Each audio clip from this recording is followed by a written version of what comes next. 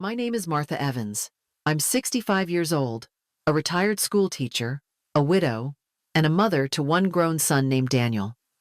I used to think I knew everything about him. That morning, I would have sworn on Frank's grave that he was still the sweet, dependable boy who used to hold my hand crossing the street. It was his 36th birthday, and I'd come up with what I thought was a clever little surprise. I picked up his favorite carrot cake from Becca's bakery, the one with extra cream cheese frosting, and drove to his condo while he was still at work.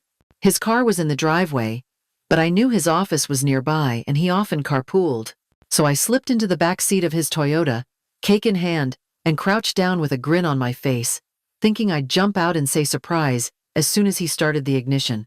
I waited 10 minutes, then 20. My knees started to ache, and the frosting was sweating, but I didn't mind. I was too excited, picturing his face lighting up when he realized I'd remembered. I heard footsteps approach. Then the driver's door opened and Daniel slid in. I held my breath, waiting for the right moment. Then I heard another door open. A woman's voice came from the passenger side. She sounded polished, confident. She asked him if he was sure about something. Daniel answered, and I felt the air shift around me. His voice wasn't warm. It was flat, clipped. He said once I signed the papers, it would all be theirs. My fingers tightened around the cake box. My heart pounded as I tried to make sense of what I'd just heard. Maybe I'd misunderstood. Maybe it was a joke. But then she laughed.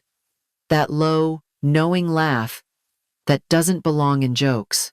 She said something about getting me to sign everything. Daniel agreed, like it were just a business transaction. He said I wouldn't suspect anything because I trusted him completely. I stopped breathing for a second. I had trusted him. I had trusted him so much that after Frank died, I let Daniel handle all the paperwork. I signed where he told me to sign. I never thought to ask why my name wasn't on the envelopes anymore or why the mail from the bank suddenly stopped arriving. The woman said once I was moved to a care facility, they'd sell the house and be done with it. Daniel didn't argue. He laughed. My son laughed. And it wasn't the laugh I knew. It was cold. Calculated. I sank lower into the seat. Cake shaking in my hands. Heartbreaking in my chest. I couldn't see her face, but I didn't need to. What I heard was enough. They were planning to take everything. Not just the money. My home. My freedom. My life. And the worst part wasn't the betrayal. It was that my own son didn't even think I'd notice. In that moment, something inside me cracked. Not loudly. Not with anger, but with quiet clarity. I didn't know what they had planned exactly, but I knew one thing. I wasn't going to let it happen. Not without a fight. Daniel was always a good kid. He had this quiet, thoughtful way about him that made him seem older than he was. Even as a toddler, he'd reach for my hand before crossing the street and whisper thank you when I zipped up his coat. He loved books just like I did. I remember the way his eyes lit up when we read Charlotte's Web together for the first time. He cried when Charlotte died, and I remember thinking, this boy has a tender heart. After school, he'd sit at the kitchen table while I graded papers, working on puzzles or his spelling list. He used to call me his best friend, and at night, he'd crawl into bed during thunderstorms, whispering that he felt safe when I was close. Those memories used to make me smile. Now they ache. Frank and I tried to raise him with kindness and boundaries, the way good parents should. But when Frank passed, everything fell to me. I was a wreck that year, barely able to keep the lights on, let alone think about insurance forms or legal documents. That's when Daniel stepped in. He told me he'd handle the hard stuff, that I should focus on healing. He sat beside me on the couch, arm around my shoulder, asking gently for my signature on a few papers. Just routine things, he said, just helping me manage things until I felt strong again. I remember looking at him and feeling so grateful. Grateful that the boy I'd raised had grown into a man who cared. I didn't read the fine print. I didn't question a thing. Why would I?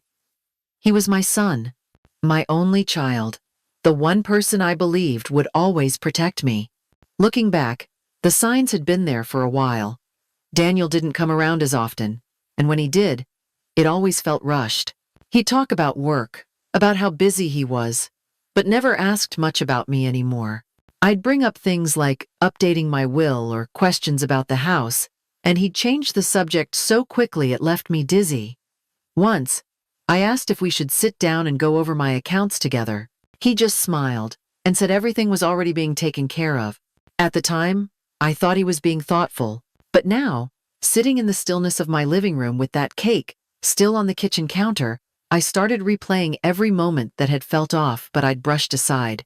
I walked into the spare room where I kept the filing cabinet and began pulling old folders out, one by one. The deeper I looked, the more anxious I felt. Some of the paperwork looked unfamiliar. Others had my signature, but I couldn't remember signing them. I found a copy of a power of attorney document I didn't recall agreeing to. My name was on it, so was Daniel's. It was dated just 2 weeks after Frank's funeral. I felt my stomach tighten. I tried to calm myself, to believe there was some explanation, but my heart already knew better. The trust I'd clung to all these years had started to slip through my fingers like sand, replaced by something colder. A quiet fear began to settle in. Not just that something was wrong, but that it had been wrong for a long, long time, and I was only just waking up. The bank smelled the same as it always had, that mix of paper, carpet cleaner, and old money. I'd been coming here for over 30 years, and the woman at the front desk still greeted me by name. Linda, the branch manager, met me with a smile that faded the moment I asked to review all my accounts. I told her I wanted to see everything with my name on it. She hesitated, then motioned for me to follow her into her office. The door clicked shut behind us, and the silence felt thick. She pulled up the accounts on her computer and turned the screen slightly toward me. I stared at the names, my checking account, my savings, even the CDs I'd set up after Frank passed. They were all there, but something was wrong. I wasn't listed as the primary holder. Daniel was. I blinked, thinking I'd misunderstood. I asked if it was some kind of mistake. Linda looked uncomfortable as she explained I'd come in with Daniel about 18 months ago. She said I'd seemed a little unsure about the forms, but Daniel had helped walk me through them. She said I'd signed everything in front of her. I sat back in the chair, trying to remember. I couldn't. Not clearly. I remembered being tired, distracted, grieving, and I remembered Daniel saying he'd handle things, so I didn't have to. Just like he always had. Linda printed copies of the forms. My signature was there on everyone, but I couldn't recall signing them. The paper trembled in my hands as I realized this wasn't just a misunderstanding. It was a pattern, a plan, and I'd been sleepwalking straight into it. I hadn't seen Carol in years, not since we both retired. She'd been a social worker for most of her life, specializing in elder care, and always had a sharp eye for when something wasn't right. I didn't know who else to turn to, so I called her and asked if we could meet for coffee. We sat in the corner booth at a little diner we used to go to after PTA meetings. I told her everything. The overheard conversation in the car, the bank accounts, the paperwork I couldn't remember signing. She didn't interrupt. She just listened, then leaned in close and said it plainly. This is elder financial abuse. She'd seen it before, too many times, and more often than not, it came from family. She told me Daniel had probably been planning this for a while, waiting until I was at my most vulnerable. She didn't sugarcoat it. She said if I didn't act fast, I might not be able to act at all. I felt the blood drain from my face. I wanted to believe it wasn't too late. Carol squeezed my hand and said I needed to talk to a lawyer who understood cases like this. She gave me a name and said the woman was sharp, discreet, and had handled situations even uglier than mine. She warned me not to confront Daniel. Not yet. She said if he even suspected I was on to him, he might push things faster. Sell the house. Move the money. File to have me declared incompetent. I nodded, heart racing, the weight of her words sinking in. It wasn't just a matter of feeling betrayed anymore. It was a matter of survival. I baked blueberry muffins that morning, just like I used to when Daniel was little. The smell filled the kitchen, sweet and warm, masking the acid in my stomach. When he rang the doorbell, I opened with a smile that didn't touch my eyes. He hugged me like nothing had changed, like he wasn't plotting to take everything I had. I led him into the living room, offered him coffee, and sat down with a blanket over my lap like a tired old woman who trusted her son completely. He made small talk for a few minutes, then brought out the folder. He said the market was strong, that now was the perfect time to sell the house. He mentioned a lovely senior community with a view of the lake. He said they had a shuttle to the grocery store and daily Tai Chi. I nodded along, asking soft questions, pretending to be confused. All the while, the recorder in my pocket was running. He slid a stack of papers across the coffee table. I asked what they were, blinking slowly, like I couldn't read the fine print. He said it was just housekeeping, things to make everything easier. He kept his tone light, but I caught the way he pushed the pen toward me. Then he said it, almost under his breath, but not enough to miss it. You can't live here forever. It was casual, dismissive, like I was a piece of furniture he'd already marked for the garage sale. I looked at him, really looked, and smiled again. That was the moment I knew for sure. I had him right where I needed him. I parked 2 houses down and watched through my windshield. Rachel stepped out of her condo in high heels and a designer coat, not a hair out of place. She carried herself like someone who had never needed to check a price tag. Her car was a luxury SUV, spotless and new. I noticed the custom plates, a vanity name that didn't match anything Daniel could afford. Her building was upscale, the kind of place that charged more in HOA fees than I used to make in a week teaching. I sat there wondering how a freelance consultant, which is what Daniel had told me she was, could afford any of it. A quick online search told me more than I expected. Her late husband had been a real estate developer in Arizona, 30 years older, who died under what the article called peaceful but sudden circumstances. The obituary listed Rachel as the sole beneficiary. No mention of children, no mention of family, just her. Something about it felt too neat, too familiar. I went deeper. Old forum posts, social media comments, a court filing buried under a misspelled name. There had been a dispute over the will. A nephew contested it, but the case never went anywhere. Rachel walked away with everything. Now she had Daniel. The pattern was clear. Find someone vulnerable. Isolate them from family. Take control. I wasn't just dealing with a selfish son anymore. Rachel had done this before, and she was doing it again. Only this time, I wasn't going to be erased. I was going to be the one who finally broke the cycle. Daniel arrived just after lunch, holding a leather folder and that same strained smile he wore when he was hiding something. I'd set out tea and cookies like nothing was wrong. My recorder was tucked inside the armrest of the couch, already running. He sat down across from me and opened the folder, laying out the documents like he was presenting a menu. He spoke in soft, practiced tones, saying these were just the final papers, tying up loose ends. He used words like consolidation and simplification, all wrapped in the promise that it would make my life easier. I tilted my head and asked which loose ends he meant. He hesitated for half a second, then waved it off. I picked up a page and squinted at it. My eyes still worked just fine, but I asked if he could read it to me anyway. He started getting impatient. I asked what power of attorney meant again. He sighed and repeated what he must have told me 10 times already. His voice sharpened at the edges. I reached for a pen, then paused. I asked if this meant he could sell the house without telling me. His jaw twitched, just barely. He said yes, but that it was for the best. He said things like I wasn't thinking clearly anymore, that I needed to stop clinging to things. Then he leaned back and muttered that I was just delaying the inevitable. He already owned everything. That was the moment he lost. Not on paper, not yet, but I saw it. The slip, the ego, the casual cruelty. He didn't bother to hide anymore. I smiled at him, thanked him for being so helpful, and said I'd like to sleep on it. He didn't argue. He probably thought I was too tired to fight. But he was wrong. I wasn't tired. I was ready. And for the first time in months, I didn't feel afraid. I felt like I had already started to take it all back.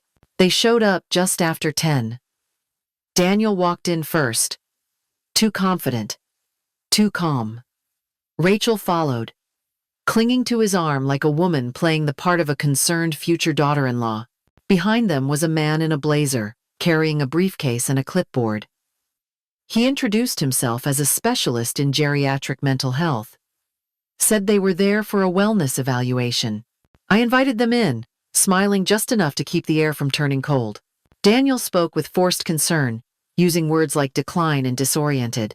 Rachel nodded along, eyes darting around the room like she already owned it.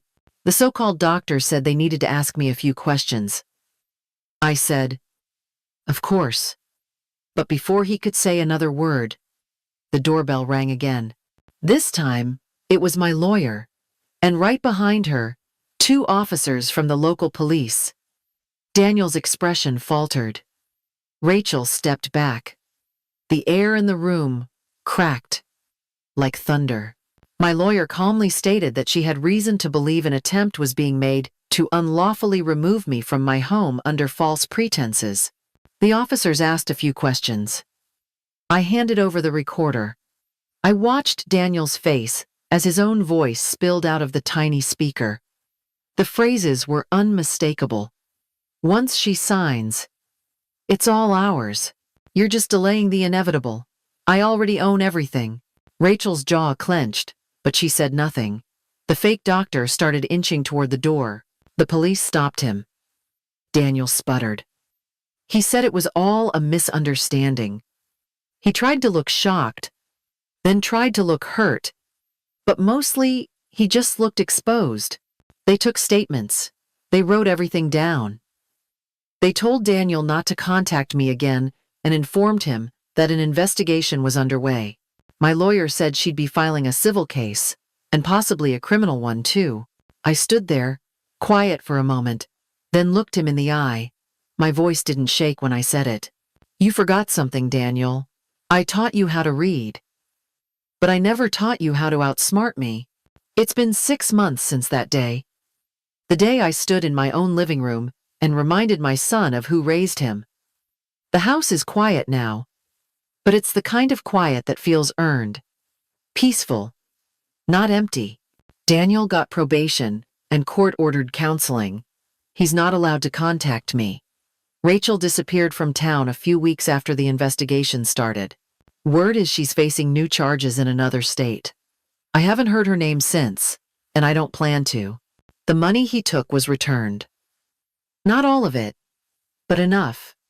Enough to keep the house, to breathe easy, and to start something new.